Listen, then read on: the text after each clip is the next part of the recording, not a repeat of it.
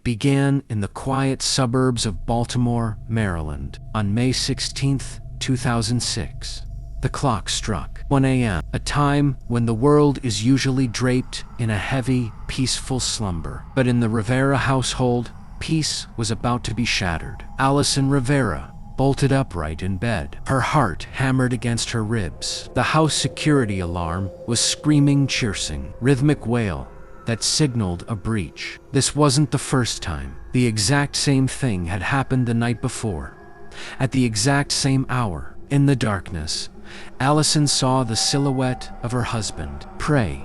He grabbed a baseball bat and charged toward the stairs, ready to defend his home. He flipped on the lights in the living room. Everything looked normal except for one thing. A single window was slightly ajar. Cold night air whispered through the gap, but the intruder was nowhere to be seen. The previous night, police suggested a squirrel might have tampered with the window. It sounded absurd, but they wanted to believe it. They closed the window, reset the alarm, and tried to find sleep in a house that suddenly felt like a cage. Allison couldn't shake a nagging fear. It wasn't about squirrels. She felt someone was watching them. She felt a target had been painted on her husband's back, and the shadows were closing in. Ray and Allison had moved to Baltimore for Rey's new job at Stansberry and Associates. Ray wasn't a finance guy. He was a screenwriter and a videographer. He was a storyteller, out of his element in a world of stocks and bonds. Ray wrote the firm's financial newsletter. Despite his best efforts, some of his tips were disastrous.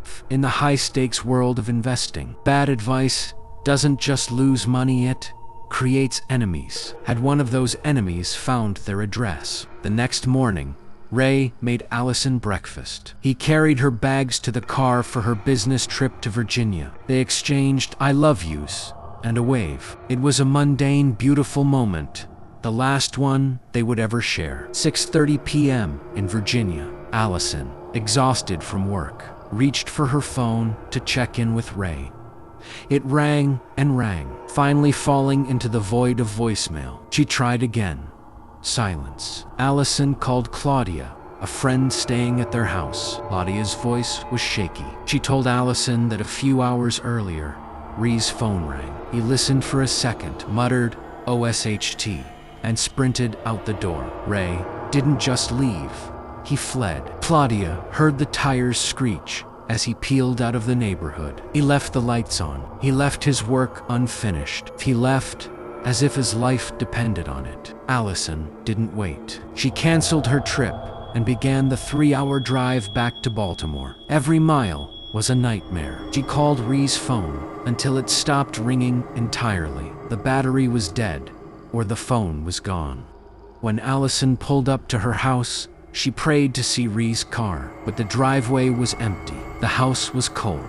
The man she loved had vanished into the Baltimore night. Desperate for clues, Allison searched Rey's office. Taped to the back of his computer monitor was a small, plastic-wrapped bundle. Inside was a typed note, folded so small it seemed like a secret. The note was bizarre. It was addressed to brothers and sisters. It mentioned a council, secret societies, and lists of movies and people. It looked like the rambling of a madman, or perhaps the blueprint for a screenplay he never got to finish. For nearly a week, the city was a grid of missing posters. Then, on May 22nd, a breakthrough. Rey's car was found in a parking lot downtown. It had a ticket on the dash from the very night he disappeared. 2 days later, a search party stood on top of a parking garage. Looking down at the historic Belvedere Hotel, they spotted something on a lower 2-story roof: a pair of flip-flops,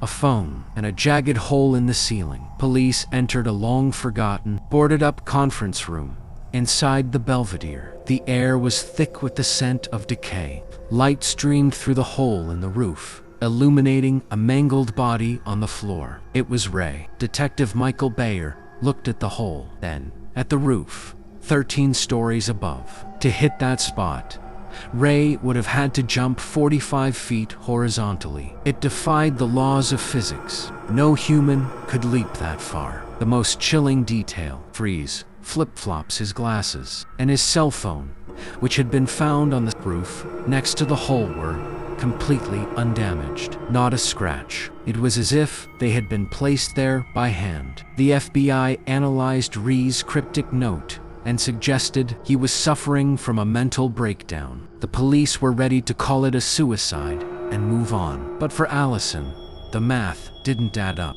The call that sent Rey running was traced back to his office at Stansberry and Associates. But when detectives arrived to ask who called him, they were met with a wall of lawyers and a company-wide gag order. Why did the company go silent? Why were the items on the roof so neatly arranged? How did a man bridge a 45-foot gap in the air? The questions were many. The answers were non-existent. To this day, Rey Rivera's death remains one of the most haunting mysteries in true crime. Somewhere in Baltimore, someone knows why that phone rang and what Rey saw before he fell.